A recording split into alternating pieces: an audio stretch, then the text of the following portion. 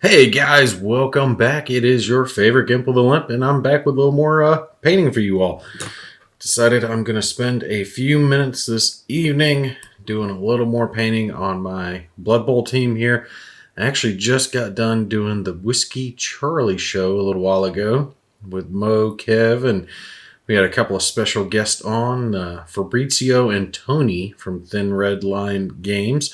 Make sure you go check out that show. I'll have it up for you guys here real soon if it's not already up. Real interesting show. Talked about a lot of good stuff, good monster games if you guys are into that type of war game. So, going to continue on working on our skeletons here. You can see we've got the bone painted in, the little armor pauldrons painted in, little bits of metal here on the helmet. The helmet's going to be blue again. Forgot the little line right there across the front. I need to hit that with metal, but it's such a small part. It's easy to miss. It's not that big of a deal, though. We're going to do our best, but we're going to do the boots, little inner straps here on the armbands, and then this little neck piece here. Looks like a cloth. Well, around the neck kind of looks like a cloth, but this doesn't as much.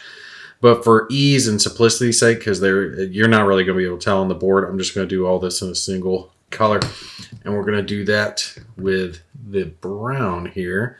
The leather brown from Army Painter. Love my Army Painter stuff. And so we'll go with this and see how it comes out. It should look, in the end, similar to this. You can see how they've got little armbands, a little bit of cloth there around the neck. And then the boots all in those same colors. And then after you hit it with the wash, they've got the nice dingy skeletons going really well. I mean, you can tell the difference. The bone after it's washed and the bone before it's washed. It's almost like I'm a decent painter by doing this crap. But I do watch like some other people like in the painting that they do and some of the techniques that they use. And there's some people out there, just the stuff that they can do just blows you away. Damn, I wish I had written down the guy's name. I'll have to look it up and see if I can remember so I can put it down in the comments. Dude was painting some GW figures, and they had these shields, and he was showing how to like paint a metallic appearance on the shields without using like metallic paint. And that is like some high level skills, because you're having to do a multitude of colors across the shields, and then lighter at certain points, and adding whites and grays in. But when he's done, you just get this real good effect that ends up looking like metal or whatever the type of material it is, or the ones that will paint a one of the big guns like on a Titan or a Knight or something like that. I mean, Knight from GW's line. And they'll have that look. I mean, they won't use any of the metallic paints. But say his hand's the gun, it'll be like red up here at the front, like it's hot metal, and then it goes back into like yellows and then blues, or it's blue first. I forget which the order is. But when it's done, it really does have that look like it's a gun that's been fired a lot, and it's got that burnt metal look to it, you know, kind of like it's been forged and fired a lot of hot rounds out of it. Just really cool effects that some of these people can pull off. And my effects are about as much as, what's the base color? Okay, let's paint that in and hit it with a wash. What do you know? Table ready. But I hope to be a little bit better. Every day you learn a new skill, learn a little bit more as you go. And I'm trying to learn how to paint while keeping the figure in the camera. That's why I've got it zoomed in such a way that I know where the camera's facing. So I know I can't go back down here, because I have this tendency to want to pull it to the bottom of the screen. And I'm really trying to avoid that. I already made the goof of drying out my wet palette by forgetting to put the lid back on it. So that was a dumb goof. There's little spots like the back of the boots here. If I screw up and hit the back of that little metal piece, I'm not overly concerned with it, because you're really not going to see it. And especially after it's hit with a wash, it's really not that big of a deal. If there's a little bit of bleed over here and there, it'll wash it out pretty well. The wash will wash it out. Yeah. So you can see that boot's coming on there. It's sometimes you have to hit it more than once. And that's kind of strange. I found with these brown paints, there are some that do really well and they hit real strong right off the bat. And some that you have to hit it like 2 or 3 coatings. And it also does depend on your base, right? So you guys can see, obviously, that I based these guys in white, and it's because I wanted them to be a little brighter on the table. So if you want your minis to be dark and dingy or have a real gothic look, something along those lines, you definitely want to base them in a black. Use a black primer on it. But the thing is, I've always found that black primer is so much harder to paint on, like to get the color to show through. You have to do many more layers, and you really do want to shoot for those thin layers and multiple layers to get the color to show through. Now, that is the better way to do it than me, where I generally like just doing one layer, but I also don't like wasting paint. And I only want to do the multiple layers where it's really required. But even with this white, you can tell how light the boots look after I've done just a light layer across them. Just panning around and let you guys see a little bit. So with these, you definitely have to hit them with a couple of small light layers and just kind of spread that paint around as much as you can to get that effect. And when you've got the white as the base, as the primer, I have found that those brush strokes can show through very well if you're not conscious about that and try to brush them in, smooth that look in, and especially hit it with that second coat to make sure it's not showing through. You can see it at the bottom of the boot here. Looks a little dingy or a little brighter. It's got a little bit of that white still shining through, so we'll hit the bottom again, and that should take out those smaller brush strokes that we're still seeing. And sometimes you have to hit it with even another coat on top of that. It really depends on what color it is, what your primer is. Excuse me. My throat's bothering me a little bit today. And I'm not sick. Don't call the government or some shit. He's got the coof. And everybody freaking out about that shit. Tired of hearing about it. Tired of hearing about everything. I want happy news. I want damn unicorns in the news and everybody happy and getting pizza or something. Shit. 2020 has been the year of hell at this point. Pretty much everyone. There's one bad thing after another. It's like, just stop already. Let's go back to happy stuff going on. You know what I mean? I know I can't be the only one who's thinking that. Like, just stop. Let's hear something good. Like, they found a new element and we can finally have warp cores now. Man, that would be great. Replicators are a thing.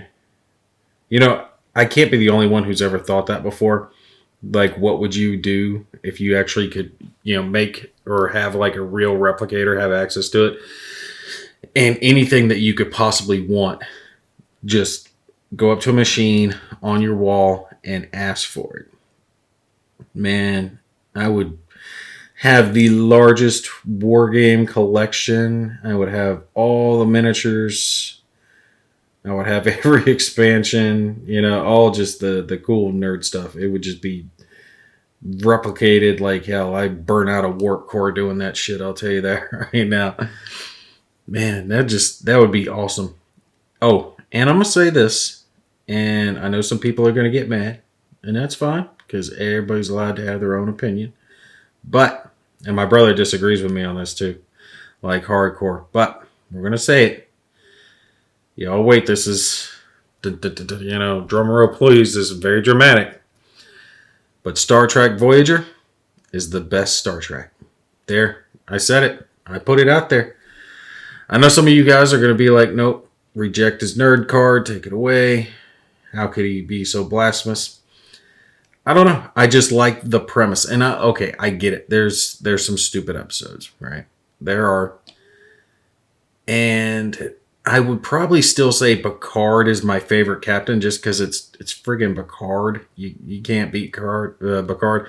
I don't even think Kirk beats Picard. Like not by a long shot because it's friggin' Picard, man.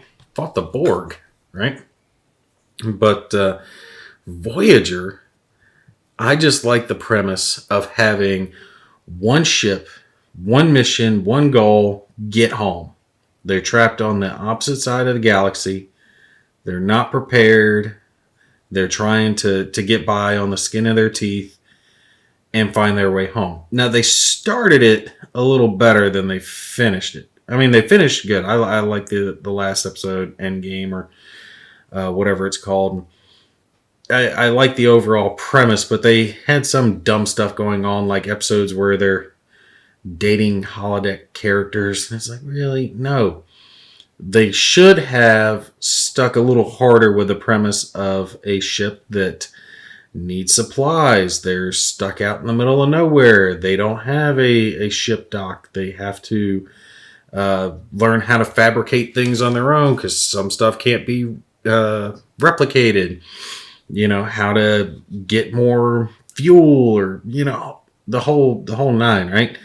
I think they could have gone in a different direction with some of the stuff because some of those episodes just were dumb. All right, like there was one episode where they were on this hostile planet, and the crew had gone there to get some material that they needed to get their systems back up and running, and Janeway ended up getting rescued by some crazy guy who'd had his daughter killed, and it was, crucial for the crew because some of them got captured and real, interesting stuff. Okay, that was cool because that was pertinent to their thing. They didn't have access to Starfleet. They didn't have access to their usual supplies. Man, I hate the back of these guys' necks.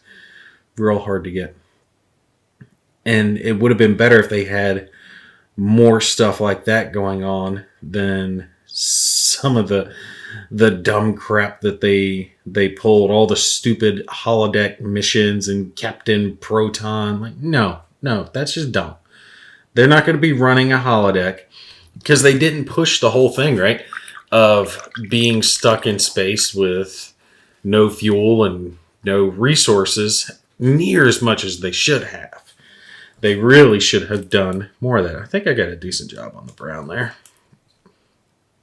Yeah. Maybe touch up that one boot just a little bit more. Anyway. So yeah, they should have pushed that. They're on their own. They're trying to make it, making friends and all that. And I get it. They brought a couple of randos in from the Delta Quadrant so they could have their little guide, and it gave them a reason to have Neelix. And Kess, who was the dumbest character ever, was supposed to be the female sex symbol of that show, and she just bombed it. You guys tell me, whoever's watched it before, but I hated the character of Kess. I always thought she was whiny. She was a bad actress. She couldn't scream to save her life. I get the premise they were going for with her character, but the actress did just a bad job playing her. And the thing is once they replaced her with 7 of 9, the show really took off. So for me, I think that was season 3, right? Scorpion. I remember there was Scorpion, and that was the end, I think, of season 3. And then they picked up into season 4, full on, where Kess leaves and 7 of 9 stays. And come on, 7 of 9. She blows it away. She's the focal point of damn near every episode after that. With everything they have going on. But she was a very interesting character. She was really dynamic. And I'm not talking about her two dynamics. I'm talking about her as a character. The fact that she was learning how to be human again. She had to unborgify herself and figure out how to assimilate into a new collective, right? And she slowly does that over the course of the show, and she makes her mistakes and she falls down. That was a really, really good aspect of the show. And of course, like the massive sex appeal, because she's just one of the most gorgeous females to ever walk the face of the planet. I mean, damn. Although, if you haven't, read about it, it was kind of funny that that first gray outfit that she was in, they actually had to switch her out of because she couldn't breathe in it. And it's fully understandable. Look, I get it. The woman's gorgeous, so you want to, maximize that for your nerd cred to get the guys to watch because, yeah, she's eye candy. But you gotta let the babe breathe, right? It was so snug on her that she literally could not breathe in that outfit. And I think she had like passed out once or something like that.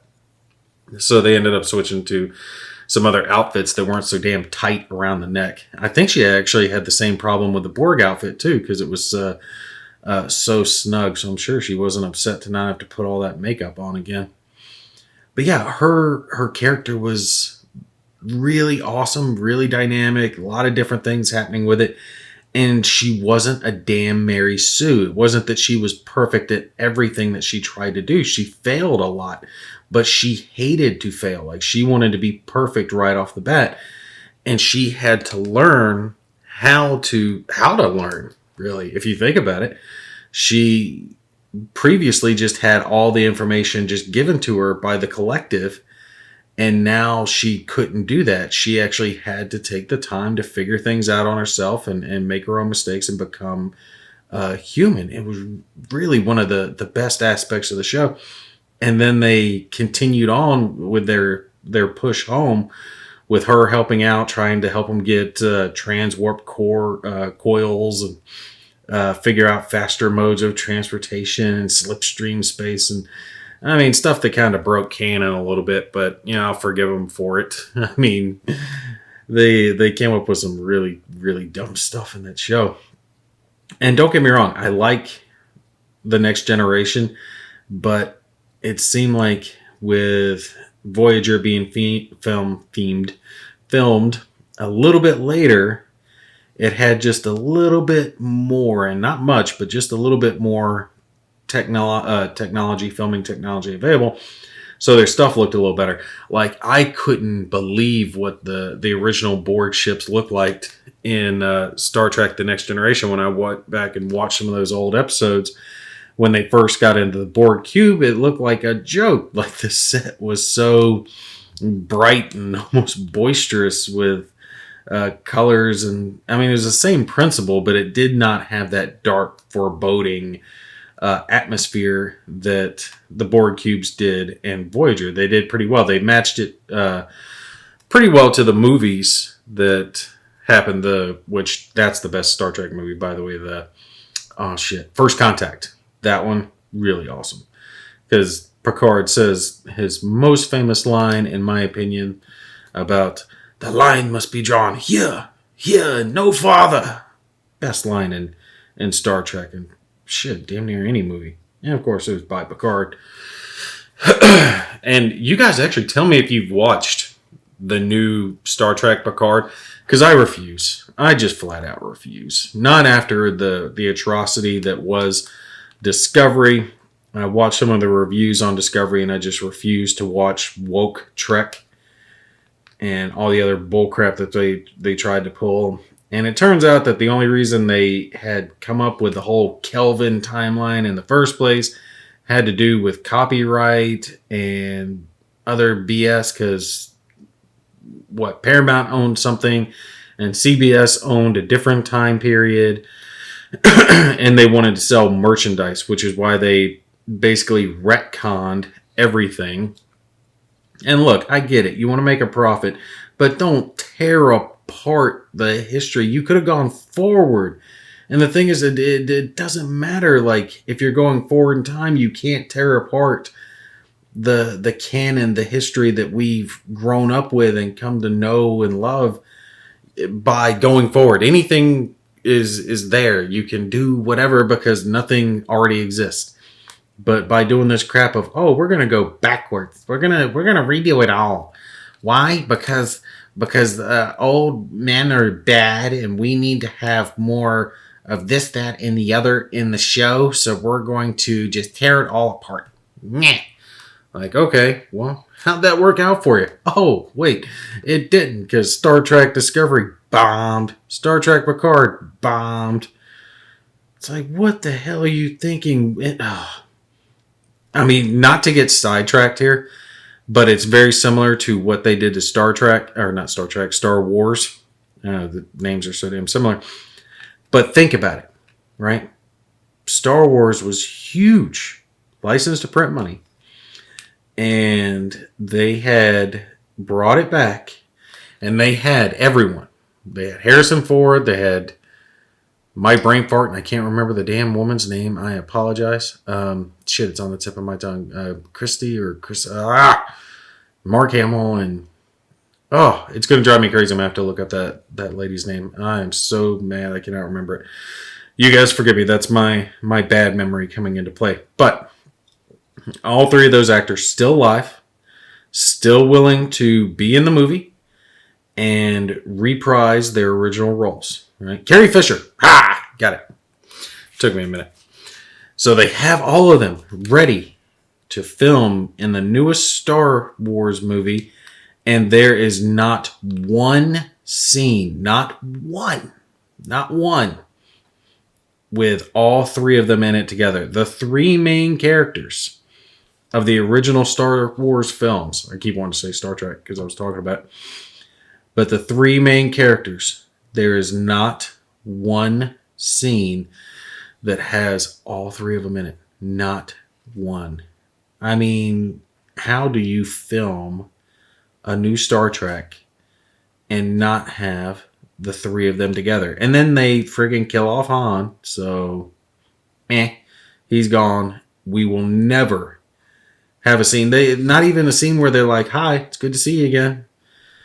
And honestly, I think they did it on purpose. I think they did it so poorly because Kathleen Kennedy wanted to tear apart the old narrative. She didn't want the fans to be thinking about what was. She wanted them to be focused on her vision for Star Trek. And we're not going to worry about having the three greatest characters that have ever existed back on screen together again. No.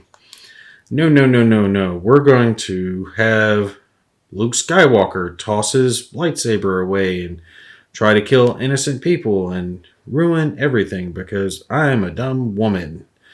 Ugh. And she's not dumb because she's a woman. She's just dumb. Kathleen Kennedy's an idiot. The only good thing that's come out of Disney Star Wars has been The Mandalorian, which is actually really good. And the only reason that came out good is because she had no part of it. Literally. That broad had nothing to do with that show the first season. Now she's trying to make other demands. Like she's trying to say that Baby Yoda was her idea and that it's Baby Yodette and that Boba Fett's going to be in season 2 and season 3, but Boba Fett's going to be a woman now. It's like, shut up. Stop messing up our favorite shows, our history. Go mess up something else. Like, can't you just like go create your own show and turn that into garbage instead of doing it to all our stuff that we love and grew up with? I mean, I remember sitting down when I was a young kid and watching the first Star Wars movie with my uncle and my dad, and we're like, wow, that's cool. There's this, spaceshipy thing and a guy that's got a breathing problem and really cool stuff, and they got laser swords. That's a cool movie. Yay. Yeah, I grew up with it. It was single digits. Let's see. It came out early or late 70s, which means it came out before I was born. And it was probably a 10-year-old movie by the time I first watched it. I was old enough to actually appreciate it. And if I only knew then what I know now, what they were going to do to it. I mean, still loves, Star Wars, Star Trek for what it was. not for what it's become. They just destroyed it all. All right, so we have got that, the brown parts on there. Let's see how the camera's still holding up pretty well. All right, and like I said, it doesn't have to be perfect. It just look good on the table. And remember, you're going to hit it with a wash, so it's not horrible if you're outside of the lines a little bit. I think we just hit the helmets in blue, and we should be pretty well good to go. And you guys keep getting a good view of my arm because my paintbrush cup is over there. I apologize for that. My sexy arm in the way. We go with blue. All right, so this is the blue that I am using for their helmets, crystal blue. And I have found that when you hit them with the wash, it does become like a dingier. It's almost like a green, but you can tell this helmet I missed. I didn't hit it with as much wash, but it's closer. I think his little cloak piece came out pretty good though. So let's mix this up a little bit and we'll paint their helmets. And then there's a couple little touch-up spots that I gotta hit. And after that, we gotta hit them with a wash. And then I only have to do this 8 more times. Man, it just takes so long. I wish I could find some of the special characters for these guys, the star players. But I think they're a little harder to find. I'm not sure if GW's putting them out. I think they are. I think they're putting out the special characters, like the models that you can actually buy, instead of having to just say whatever guy is a special character and try to remember it. But I would definitely like to do that. I've really got to find the Nurgle team because I think that Nurgle team is released. And if there is a Nurgle team, I'm going to have to get it because, like I said before, Nurgle is my favorite. I love Nurgle when it comes to Warhammer stuff. And I don't get it. Like, I always like the good guy side. But for some reason, Nurgle's my boy. Like, we're down like 4 flat tires. My Chaos Force back when I had an army, they were Nurgle.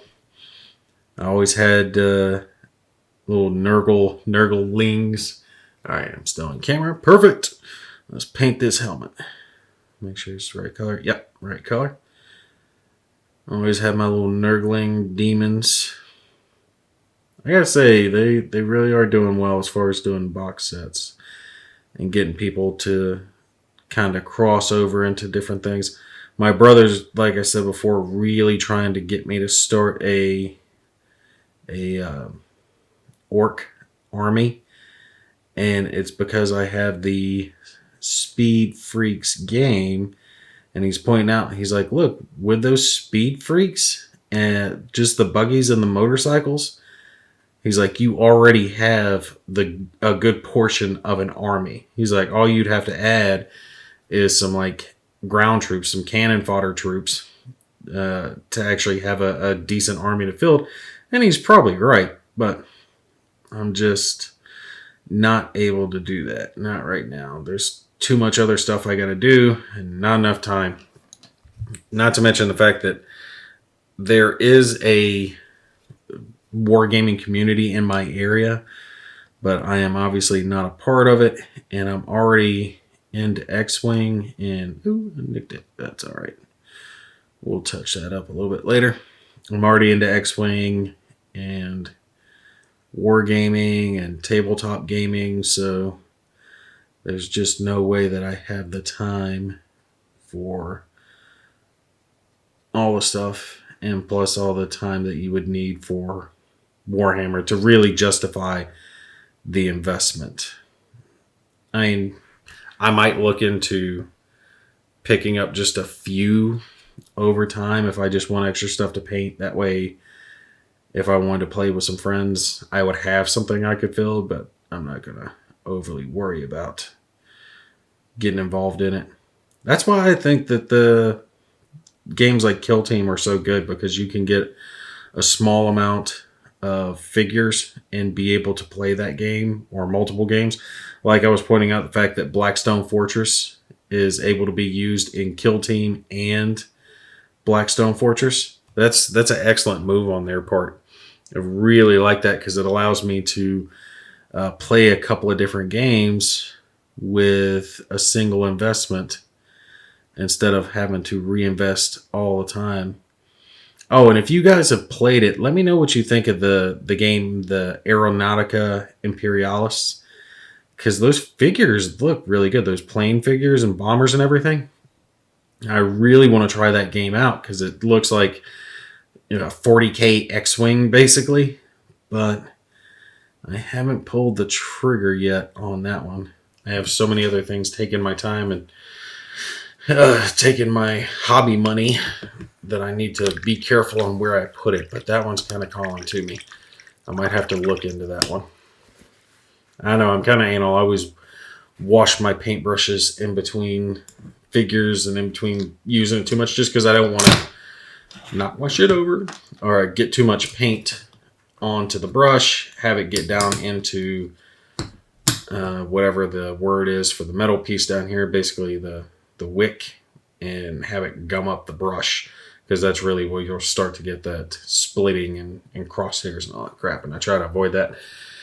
I'm very much against waste, so I do not want my paintbrushes to wear out any quicker than need be if I can avoid it. So let's get this. There's a little bit of bone color on these guys, but it's not too bad. Oh, you can see it. Like, I'm having to like brace myself because my damn hands will shake inadvertently every now and then. So I try to wait till I've got the steadiest moments to get around the edges. Damn brain injury. And it's sometimes like it's not a problem. Like, I can't even tell that there is a problem. Like, my hands will be pretty steady. And I try to do most of my painting on those nights. But there are some days where it doesn't fly. Like, my friggin' hands look like a friggin' Parkinson's patient. Sorry. If I remember, I'll bleep that out. But Marine Emmy popped out for a second. I apologize for any delicate ears that might have been listening, thinking, oh, this is young honorable Marine. He wouldn't use cuss words. Have you been around the Marines recently? The F word is like a catch-all, and I'm not even lying about that. A Marine can use the F word interchangeably with damn near any other word in the English dictionary. And some that aren't in the English dictionary. Man, that was some fun times. I will tell you guys that. Alright, so let's finish getting around this helmet here. It's these little edges that remind me that I'm getting old. My eyesight's starting to give. So I'm having to look real close to make sure I'm getting the paint just where I want it. And like I said, don't watch me because you want to learn how to paint like masterfully. Watch me because you're bored and want to listen to dumbass talking to himself. Because I am just not that good of a painter. I'm alright.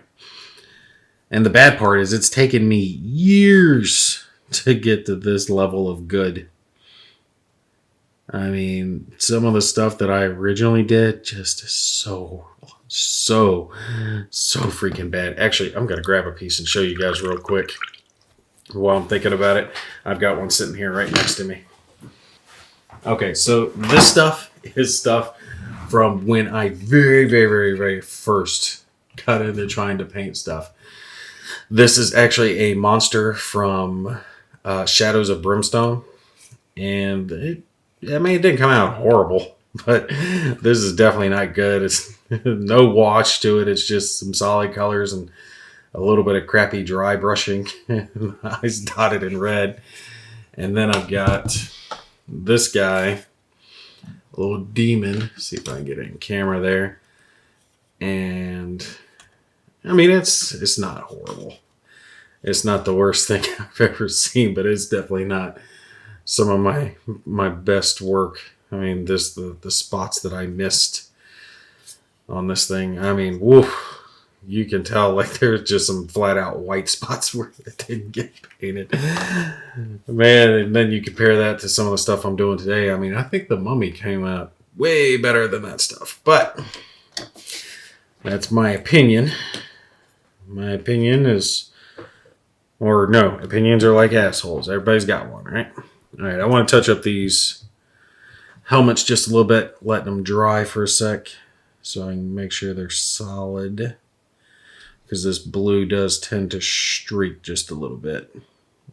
And it really just comes down to the color and then your base color on it. Ooh, and that reminds me, I got to see if there are... Ooh, that is a little white spot that I missed. All right, let's get that right here by the front of the helmet. All right, here we go. All right, we got you. We got you. That's looking good. Okay. Okay, now I just got to hit that front metal piece. Get that just little line right there across the front. And these guys will be looking halfway decent. Halfway decent. Let's check out this one. Touch up his helmet real quick. And then the only thing I got left on him after that would probably just be that little bit of silver right there across the front. And then hit these guys with a wash. Might pick up the next video. How long have I been filming? Yeah, 36 minutes. Yeah, we'll pick up the next video with a wash on these guys. All right, right there across the front. I gotta nick that. There we go. Oh, that's a good thing. I'm getting ready to go with silver across that spot that I just dinged. My damn hand's shaking.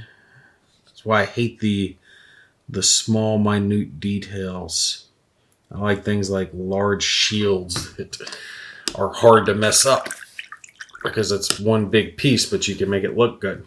Stuff like crates or pallets, wood objects like that, they paint very easily because you can paint it all in one color, like oak brown, something like that, and then you hit it with a dark wash. After you hit it with a dark wash, it looks great. Like it looks like a palette, right? You don't have to put in a whole lot of work. And even if you want, after you hit it with a wash, you come back and then just highlight it again real quick with a dry brush in the same or maybe just a shade lighter color. And those panels, those wood effects, they pop just out really easily and give you a good effect. Stuff like that, it's easier. I've always found organics to be the hardest. Like these mummies, I think, are going to be relatively easy, depending on the mummy. These mummies will be easier because there's so much skin showing. That skin of theirs will be really easy to do with the necrotic flesh color. Hit that, like I said before, hit it with a green wash, and you get the perfect effect. You don't have to put a whole lot of effort into it. So if you want to have a whole bunch of mummies, you can paint them up really quickly. Although, I definitely won't need a whole lot, because I'm definitely not going to get into Warhammer Sigmar. Hey, screw that shit up. I like the old world. I like it how it used to be. But everything changes. Alright, let's see if I can get underneath here without screwing the pooch too bad. Alright, right there. Right there. Okay. I'm not going to try to poke into the face mask too much because I'm just afraid I'll mess that up. But if you guys can see, I got that pretty well. Got the little metal right there across it. So we're going to hit that and make sure there's no other spots I got to touch up. Metal, yep. It is this one where I hit it with a little bit of blue, too much right there at the back. So I can just paint that over. And there we go. We're touched up. Perfect. Hit this guy's face mask and they will be done except for the wash. Yeah, that is what I'm talking about. Because I am looking forward to getting this team to the table. My little boy is like dying to play Blood Bowl. He got turned on to it. I showed him the video game. And he was really getting a kick out of that. So I think I'm going to let him sit with me and just try to teach him the game. It's just when he's 5, he wants to do what daddy's doing so much, but he just doesn't understand very well yet. So I just kind of let him play whatever game he wants to play. I actually had him play the Resident Evil 2 board game with me, and strangely enough, he did really well with it. Like, he was having a good time. He was kind of figuring it out. He understood the premise and when to roll dice. So, I don't know. Maybe he'll latch on to Blood Bowl. Maybe he'll do well with it. All right, I think we're good. All right, so this is what we have accomplished. I'll show you guys these, and then we'll pick up when we take and hit them with the wash. So I might be able to zoom in, but this is where they're at. And we will pick up with the next video with hitting these guys with the wash, and you'll see exactly how much of a difference that makes and what they look like when you're washing them versus when it dries, because it can pool. I've had it pool in bad places before. I don't think I have any on here where I've had it pool. It's anywhere it's like a deep crevice. So you see kind of like the skull on his belt that you can get pulling, but I wanted it pool in the eyes to make it darker there. Let's see. Maybe a little bit on his eyes, but again, I kind of wanted it to pool there to make him stand out. The Army Painter wash, actually, it does pretty well. It doesn't stain the model too much, but especially if you're doing that dark one, the dark tone, it's going to darken whatever you put it on, like pretty severely. You can see the difference there. These two, if I would stop dropping them, between these two on how dark they are, or how dark that one is versus that one. That wash really makes it stand out. But I think it gives it that dirty bone look. So that works really well. But remember, this isn't the dark tone. This is the strong tone. So this is a step down. This is like a dark brown instead of a black. Because I wanted them to look dirty, not like burnt bones. All right, we're going to pause it here. You guys stay tuned. Like I said, comment down below. Let me know what you think of the paint videos, if you want me to keep up with them, or if I am literally talking to myself and no one cares. All right, y'all take care. I'll see you in the next one.